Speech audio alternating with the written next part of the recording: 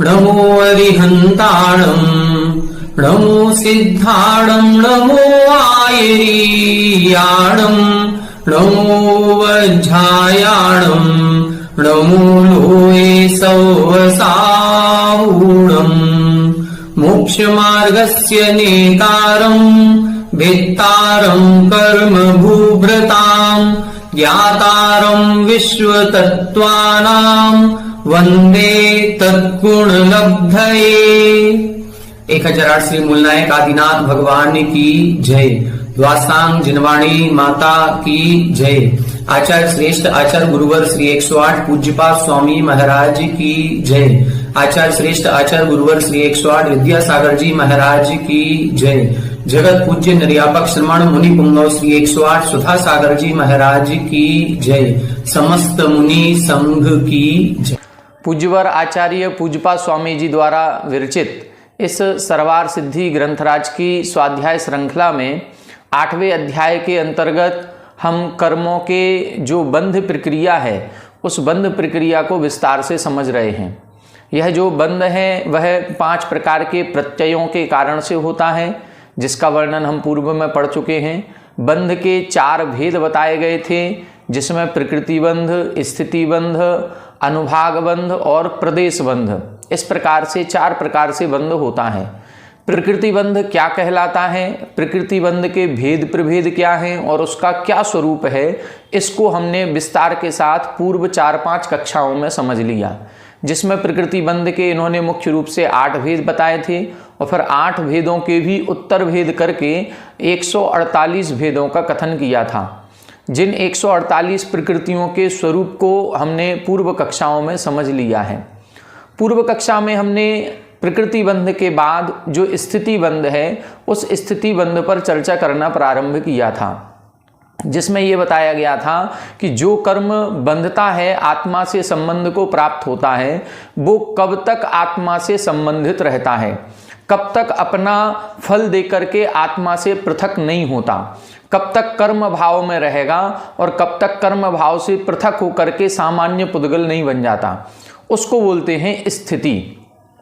ये स्थिति 2 प्रकार की होती है, उत्कृष्ट स्थिति और जघन्य स्थिति, मैक्सिमम और मिनिमम। अब कोई भी कर्म जब आत्मा के साथ बंधता है तो उसका ड्यूरेशन कुछ ना कुछ तो होगा, या तो वो मिनिमम कैटेगरी में आएगा या मैक्सिमम में पहुंचेगा या मध्यम रहेगा। तो मैक्सिमम कौन से कर्म का कितना स्थिति बंध होता है और कम से कम होगा तो कितना होगा, इसके बारे में हमने समझना प्रारंभ किया था। पूर्व कक्षा में हमने उत्कृष्ट स्थिति बंध को समझने का प्रयास किया था, जहां पर उन्होंने 8 कर्मों का उत्कृष्ट स्थिति बंध कितना हो सकता है इसके बारे में चर्चा की थी।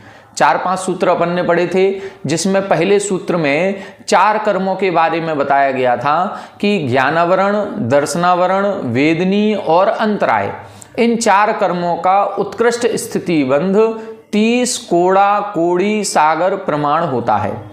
एक सागर का प्रमाण हम सभी जान चुके हैं, तीसरे अध्याय में हमने पढ़ा था।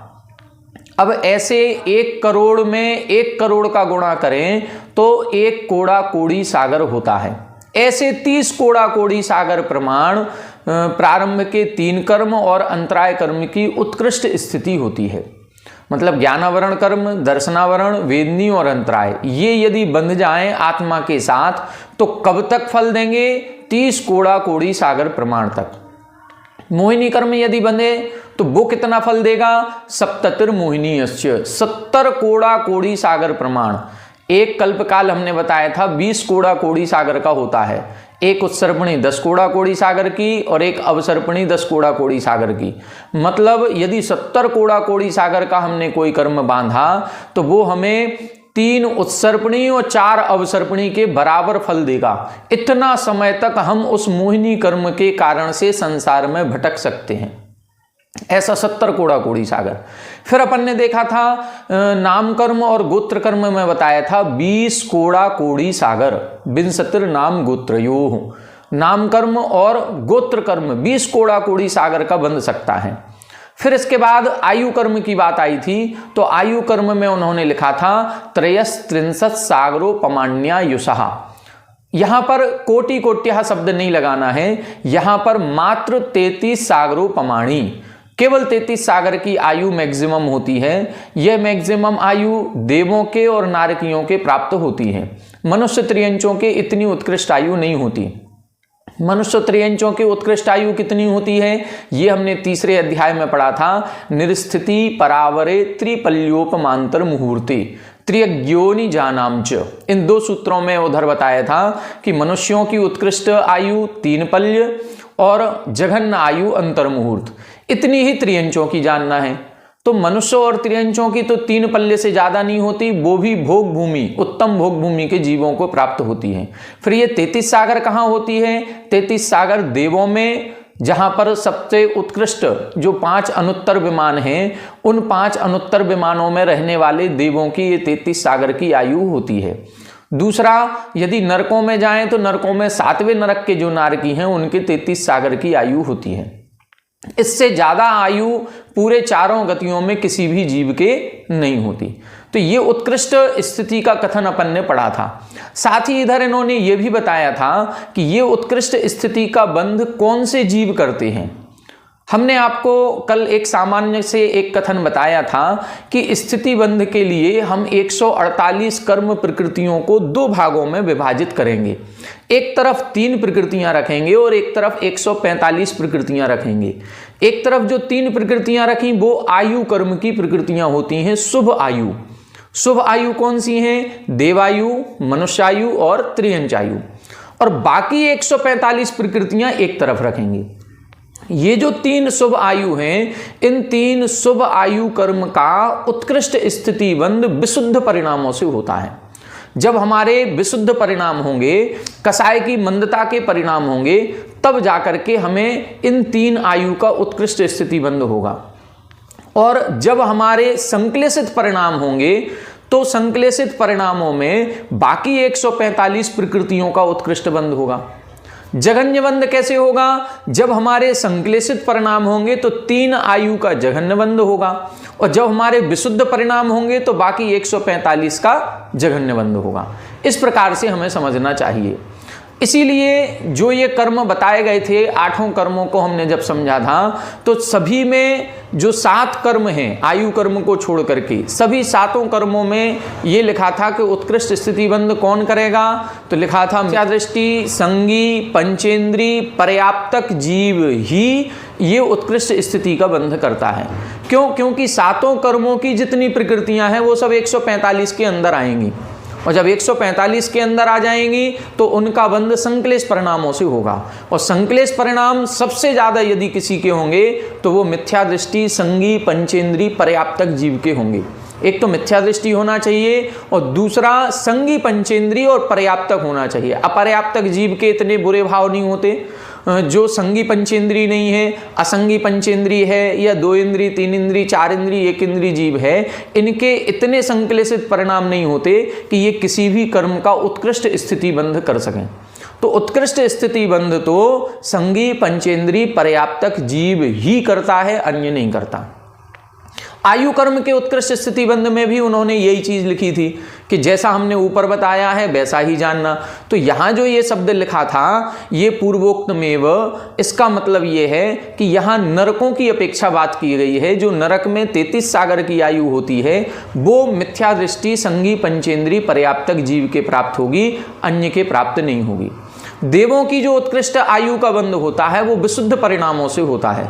और विशुद्ध परिणाम कहां होंगे? तो आयु कर्म का बंध कहां तक होता है, पहले हमें यह देखना पड़ेगा। आयु कर्म का बंध 7वें गुण स्थान तक कहा गया, उसमें भी देव आयु का बंध 7वें तक है, मनुष्य आयु का बंध 4थे तक है, और त्रियंच आयु का बंध 2 गुण स्थान तक होता है। तो तो ये अपन को समझना पड़ेगा कि देव आयु का बंध सप्तम गुण स्थान तक होता है, तो ये 33 सागर की उत्कृष्ट आयु का बंध वही छठवें सातवें गुण स्थान में स्थित मुनिराज ही करते हैं, अन्य कोई नहीं करता। इस प्रकार से अपन को समझना चाहिए। अब आज हम जो चर्चा करेंगे वो जघन्य स्थिति बंध की करेंगे। आइए देखें पेज नंबर 310 पर उत्थानिका 768 सूत्र नंबर 18। उक्तो उत्कृष्टा स्थिति ही, उत्कृष्ट स्थिति का वर्णन आपने कर दिया। इदानीम जघन्या स्थिति ही वक्तव्या, इदानीम यानी अब जघन्य स्थिति का वर्णन करना चाहिए। तत्र समान जघन्य स्थिति पंच प्रकृति ही अवस्थाप्य तिसृणाम जघन्य स्थिति प्रतिपत्त्यर्थम सूत्र द्वयम पन्यस्ते लघ्वर्थम। यहाँ बता रहे हैं कि जो जघन्य स्थिति का हम वर्णन करेंगे तो उस जघन्य स्थिति में कुछ कर्म ऐसे हैं जिनकी जघन्य स्थिति समान है। तो ऐसे समान जघन्य स्थिति वाले जो 5 कर्म हैं, उन 5 कर्मों की स्थिति को अभी रोकते हुए, मतलब इनका वर्णन हम बाद में करेंगे, इनको रोकते हुए तिसृणाम जघन्य स्थिति प्रतिपत्त्यर्थम, जो 3 कर्म बचे हुए हैं उनकी स्थिति भिन्न भिन्न होती है, इसलिए उनका वर्णन हम पहले कर रहे हैं 2 सूत्रों के माध्यम से। तो पहले उन 3 कर्मों की स्थिति बता रहे हैं जिनकी भिन्न भिन्न है, फिर बाद में जाकर के जो 5 कर्मों की स्थिति समान होती है उनका वर्णन करेंगे। देखें सूत्र नंबर 18। अपरा द्वादश मुहूर्ता वेदनीयस्य, अपरा द्वादश मुहूर्ता वेदनीयस्य।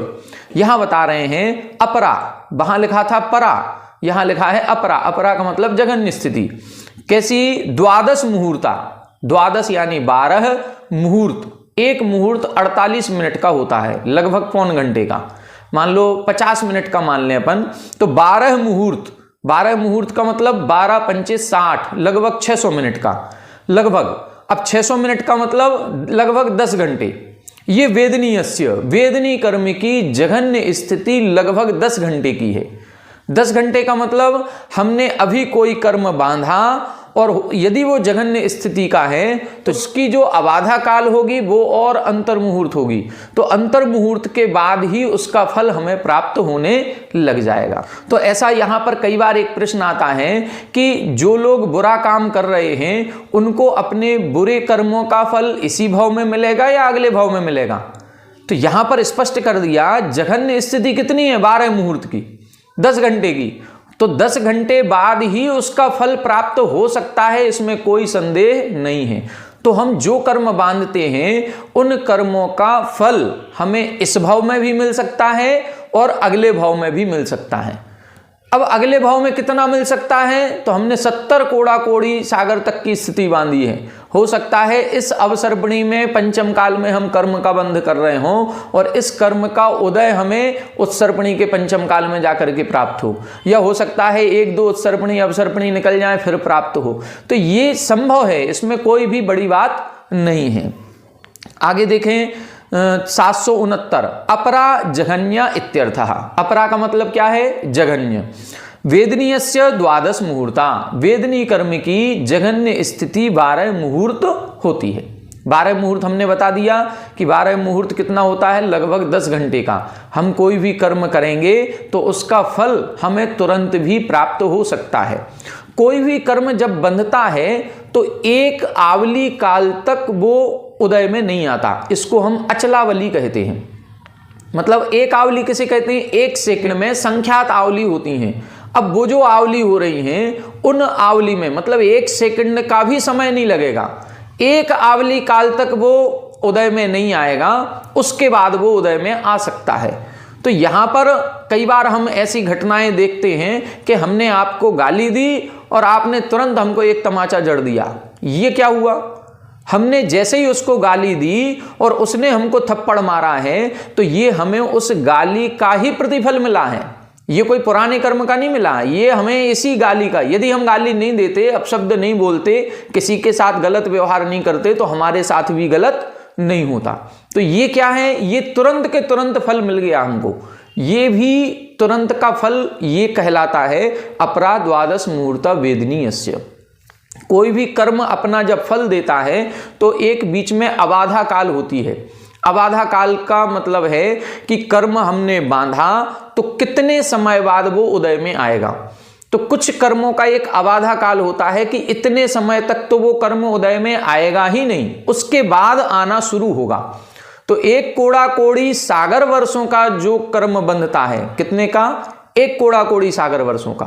तो एक कोड़ा कोड़ी सागर वर्ष की स्थिति पर 100 वर्ष की अबाधा होती है।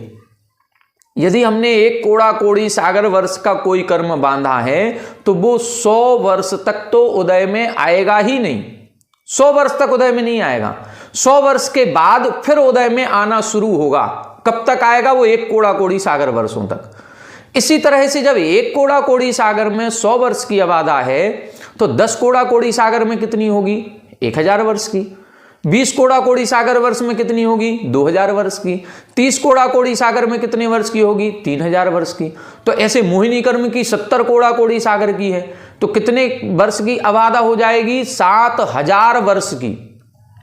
मतलब 70 कोड़ा कोड़ी सागर वर्ष का यदि हमने कोई कर्म बांधा है तो वो 7000 वर्ष तक तो उदय में आएगा ही नहीं, आएगा ही नहीं। 7000 वर्ष के बाद अपना फल देना शुरू करेगा। अब दूसरी तरफ विचार करें, जो कर्म हमने एक कोड़ा कोड़ी सागर से कम का बांधा है, इसको बोलते हैं अंतः कोड़ा कोड़ी। अंतः कोड़ा कोड़ी का मतलब एक कोड़ा कोड़ी से कम का। तो उस अंतः कोड़ा कोड़ी सागर प्रमाण वर्ष का यदि हम कोई कर्म बांधते हैं तो उसकी अबाधा भी उसी हिसाब से घटते घटते होगी। वो जो विभाग का क्रम है उसी अनुपात में घटेगी और अंतर मुहूर्त प्रमाण कही गई है। अब जो मान लो हमने 12 मुहूर्त का कर्म बांधा तो इसकी अबाधा अंतर मुहूर्त हो सकता है, एक आवली काल के बाद ही ये कर्म उदय में आना शुरू हो जाए। ये सामान्य उदय की अपेक्षा कहा है। उदीर्णा की अपेक्षा कहें तो उदीर्णा की अपेक्षा किसी भी कर्म का उदय हमें अंतर मुहूर्त बाद ही प्राप्त हो सकता है। तो ऐसे दो प्रकार से हम देखते हैं, उदय की अपेक्षा, उदीर्णा की अपेक्षा। उदय की अपेक्षा तो कोई भी कर्म है वो 7000 वर्ष के बाद, यदि 70 कोड़ा कोड़ी सागर का है तो 7000 वर्ष के बाद उदय में आएगा। लेकिन उदीर्णा की अपेक्षा बात करें तो वही कर्म अंतर मुहूर्त बाद भी उदय में आ सकता है। इस प्रकार से अपन को समझना चाहिए। तो यहां पर जो वेदनी कर्म की बात कही, ये जघन्य स्थिति 12 मुहूर्त की है। अब 12 मुहूर्त के अनुपात में लगाएंगे तो एक आवली काल के बाद भी कर्म उदय में आ सकता है। अगला देखें सूत्र नंबर 19, नाम गोत्रयो रष्टौ। नाम गोत्रयो रष्टौ, यहां बता रहे हैं नाम गोत्रयो अष्टौ। नाम और गोत्र कर्म की जघन्य स्थिति कितनी होगी? अष्टौ, यानी 8 मुहूर्त की होती है। मुहूर्त शब्द पूर्व सूत्र से आ जाएगा। जैसे अपन ने पूर्व सूत्रों में पढ़ा था विंशतिर नाम गोत्रयोः, नाम और गोत्र की 20, तो 20 क्या? 20 कोड़ा कोड़ी सागर। इसी तरह से इधर लिखा नाम गोत्रयो रष्टौ, नाम और गोत्र की 8, तो ये 8 क्या है? 8 मुहूर्त। पूर्व सूत्र से लेना है 770। मुहूर्ता इति अनुवर्तते, मुहूर्त शब्द की अनुवृत्ति आती है। अपरा स्थिति इति च, अपरा स्थिति की भी अनुवृत्ति आती है। मतलब नाम और गोत्र कर्म की अपरा यानी जघन्य स्थिति अष्टौ 8 मुहूर्त यानी मुहूर्त होती है। तो ये नाम गोत्र की 8 मुहूर्त हो गई, वेदनी कर्म की 12 मुहूर्त हो गई। ये 2 चीजें बता दी, 3 कर्म हो गए। ये 3 कर्मों की स्थिति बता दिए। अब जो 5 कर्म की समान स्थिति थी, अब उसका सूत्र लिख रहे हैं 771। अवस्थापित प्रकृति जघन्य स्थिति प्रतिपादनार्थम आह। अवस्थापित, अवस्थापित का मतलब जिनको हमने रोक दिया था, ऐसे उन प्रकृतियों की जघन्य स्थिति कितनी होती है उसको बताने के लिए अगला सूत्र लिख रहे हैं। तो संक्षेप में एक सूत्र लिखा, शेषाणा मंतर मुहूर्ता। शेषाणा मंतर मुहूर्ता, यहां बता रहे हैं शेषाणाम अंतर मुहूर्ता, शेष जो बचे हुए कर्म हैं। अब शेष कौन से कर्म बचे? 5 कर्म बचे।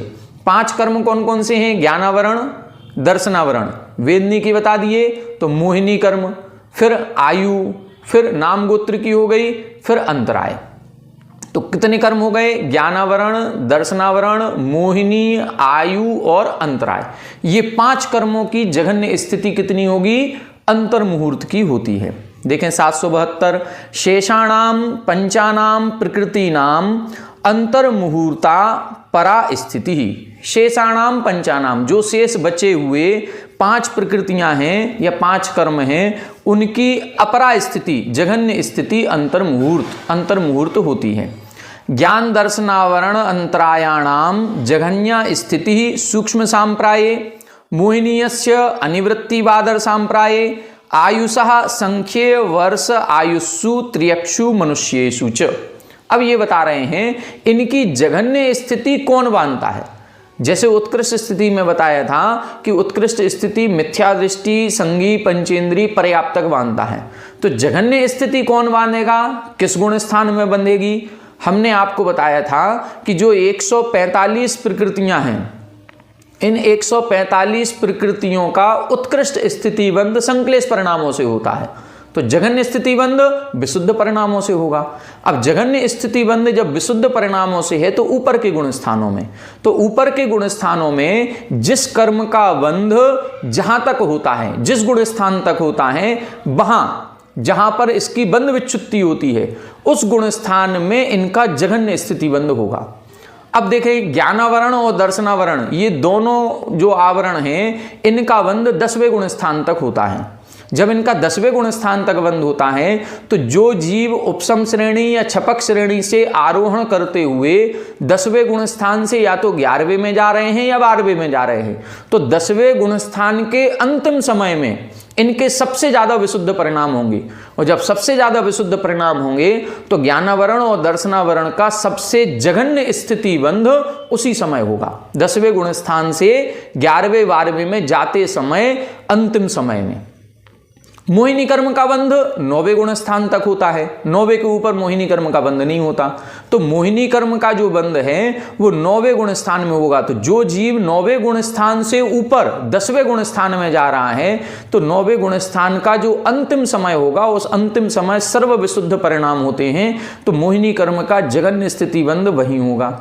अंतराय कर्म, इसका बंध 10वें गुण स्थान तक होता है, ज्ञानावरण, दर्शनावरण और अंतराय, तो इसीलिए लिखा ज्ञान दर्शनावरण अंतरायाणाम जघन्या स्थिति सूक्ष्म सांप्राय। सूक्ष्म सांप्राय मतलब 10वां गुण स्थान। फिर क्या लिखा, मोहिनीयस्य अनिवृत्तिवादर सांप्राय, मोहिनी कर्म का जघन्य स्थिति बंध 9वें गुण स्थान में, अनिवृत्तिवादर तो 9वां गुण स्थान के अंतिम समय में। अब देखें आगे, आयु कर्म का जघन्य स्थिति बंध कहां प्राप्त होता है, तो ये लिखा है आयुषः संख्ये वर्षायुषु त्र्यक्षु मनुष्येषु च। ये जो जघन्य स्थिति बंध है ये कहां पाया जाएगा, ये कर्म भूमि के संख्ये वर्षायुषु, मतलब जहां पर संख्यात वर्ष की आयु होती है, ऐसे संख्यात वर्ष की आयु कहां होगी, कर्म भूमि में। तो कर्म भूमि के मनुष्य और त्रियंचों में ही यह स्थिति होती है। अब आयु कर्म का जघन्य स्थिति कितनी होती है, आयु कर्म की जघन्य स्थिति होती है अंतर्मुहूर्त की, और अंतर्मुहूर्त की जो जघन्य स्थिति है, क्योंकि इधर लिखा है शेषाणाम अंतर्मुहूर्ता। अब आयु कर्म की जघन्य स्थिति जब अंतर्मुहूर्त है तो ये किसको प्राप्त होती है, देवों में जघन्य स्थिति अपन पढ़ चुके हैं, 10 वर्ष सहस्राणी प्रथमायाम भवनेषु च। तो यहाँ पर जितने भी, चाहे भवनवासी, व्यंतर, ज्योतिष, ये जितने भी देव हैं या वैमानिक देव हैं, 10,000 वर्ष से कम की स्थिति किसी भी देव की नहीं होती। तो देवों में 10,000 वर्ष से कम की है नहीं, नरकों में 10,000 वर्ष से कम की है नहीं, तो अंतर्मुहूर्त की स्थिति ना तो देवों में है ना नारकियों में है। अब कौन बचे, मनुष्य त्रियंच। मनुष्य त्रियंचों में भी भोग भूमि और कर्म भूमि। तो भोग भूमि के जीवों के 1 पल्य, 2 पल्य और 3 पल्य की आयु होती है। वो भी यदि जघन्य स्थिति देखें तो 1 पूर्व कोटि से ज्यादा की आयु मिलेगी। 1 पूर्व कोटि की यदि आयु है तो वह जीव कर्म भूमि में उत्पन्न होगा, और इससे अधिक की आयु यदि है तो फिर वो भोग भूमि में जाएगा। तो भोग भूमि में अंतर्मुहूर्त की स्थिति नहीं होती। तो आयु कर्म की अंतर्मुहूर्त की स्थिति केवल कर्म भूमि के त्रियंच और मनुष्यों में पाई जाती है। अब इसका बंध कौन करता है, तो अंतर्मुहूर्त की स्थिति का बंध देव, नारकी, मनुष्य, त्रियंच कोई भी कर सकता है। अब अपन को यह भी पता है कि यदि कोई देव मर करके मनुष्य या त्रियंच बन रहा है तो वो कर्म भूमि का बन रहा है, और कर्म भूमि का जब यदि बन रहा है, यदि वो सम्यक दर्शन के साथ है तो फिर वो अल्प आयु वाला नहीं होता है। मिथ्या दृष्टि जीव ही इसका बंध करेगा। और अपन ये देख ही रहे हैं, सिद्धांत से यदि देखें तो सिद्धांत से भी इन 3 आयु का जघन्य स्थिति बंध संक्लेश परिणामों से होगा। संक्लेश परिणाम, अब मनुष्य आयु का बंध जो होता है वो पहले से चौथे गुण स्थान तक ही होता है। पहले में, दूसरे में या चौथे में, तीसरे गुण स्थान में किसी भी आयु का बंध नहीं होता। तो चौथे गुण स्थान में यदि बंध करेगा तो ये तो विशुद्ध परिणाम हो जाएंगे।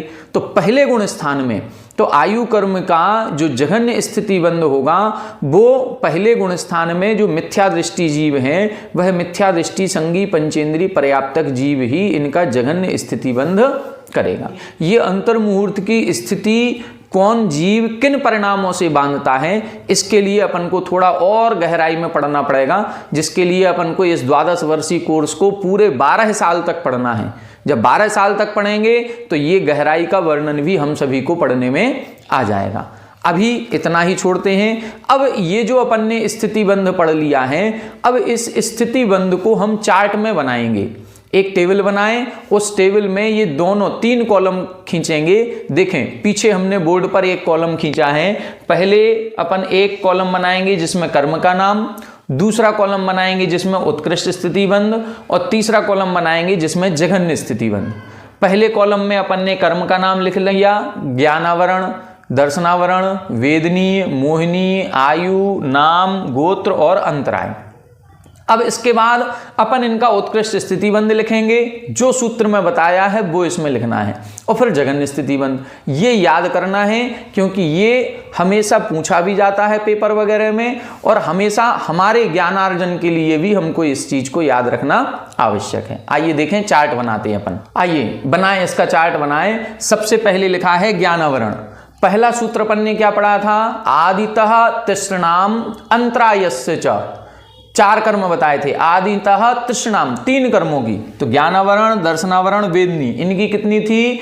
63 कोटि कोट्यः सागरोपमानि, मतलब 30 कोड़ा कोड़ी सागर। तो यहां अपन लिखेंगे 30, और कोड़ा कोड़ी सागर के लिए के और एस, मतलब कोड़ा कोड़ी सागर। ये इतनी ही दर्शनावरण की है, 30 कोड़ा कोड़ी सागर। इतनी ही वेदनी कर्म की है, 30 कोड़ा कोड़ी सागर। और इतनी अंतराय कर्म की है, 30 कोड़ा कोड़ी सागर। फिर इसके बाद एक सूत्र पढ़ा था अपन ने, सप्ततिर मोहिनीयस्य। मोहिनी कर्म की कितनी है? 70 कोड़ा कोड़ी सागर। तो मोहिनी कर्म के आगे लिखेंगे 70 के एस, कोड़ा कोड़ी सागर। फिर अपन ने सूत्र पढ़ा विंशतिर नाम गोत्रयोः। नाम और गोत्र की कितनी है? 20 कोड़ा कोड़ी सागर, 20 के एस, और गोत्र के सामने भी 20 कोड़ा कोड़ी सागर। फिर आयु कर्म के बारे में एक सूत्र पढ़ा, 63 सागरोपमाणि। ये क्या लिखना है? 63 मतलब 33 सागर। यहां पर अब अपन को के एस नहीं लिखना है, यहां पर सीधा सागर ही लिखना है, केवल 33 सागर की।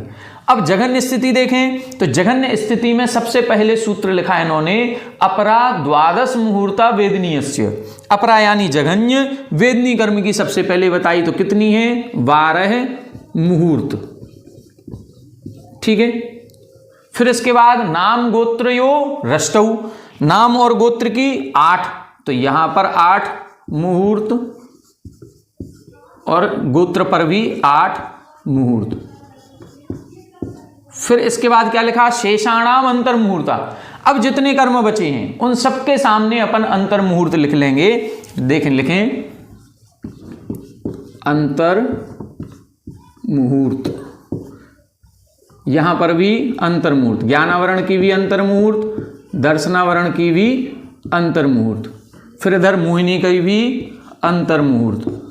ये सबकी अंतर मुहूर्त ही स्थिति बनेगी।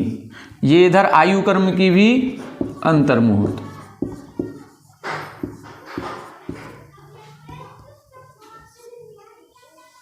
और इधर अंतराय कर्म की भी अंतर मुहूर्त।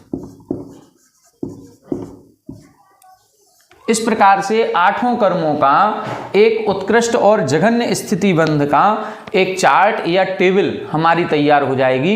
इस टेबल को यदि हमने याद कर लिया तो हमें सूत्र याद हो गए, और सूत्र याद कर लिए तो ये टेबल आराम से बन जाएगी। अब इस प्रकार से स्थिति बंध का वर्णन करने के बाद अब तीसरे नंबर पर जो बंध का जो भेद बताया गया था, जिसको कहते हैं अनुभाग बंध, उस अनुभाग बंध की चर्चा 2-3 सूत्रों में करेंगे, फिर प्रदेश बंध की चर्चा आएगी। तो प्रकृति बंध समझ लिया, स्थिति बंध समझ लिया, अब अनुभाग बंध। अनुभाग का मतलब होता है फल देने की शक्ति। जो कर्म हमने बांधा है वो जैसा बांधा है वो वैसा ही फल देता है या अन्य रूप से भी फल दे सकता है। उसके फल देने की शक्ति कैसी होती है, तीव्र होती है कि मंद होती है कि मध्यम होती है। जैसा जिस कर्म का नाम है वैसा ही हमें फल प्राप्त होता है या अन्य रूप से प्राप्त होता है। ये सारी चर्चाएं अनुभाग बंध में की जाएंगी, जिसको हम आगे आने वाली कक्षाओं में पढ़ेंगे। आज की कक्षा में इतना ही। आप सभी हमारे साथ बने रहें। सभी को जय जिनेंद्र।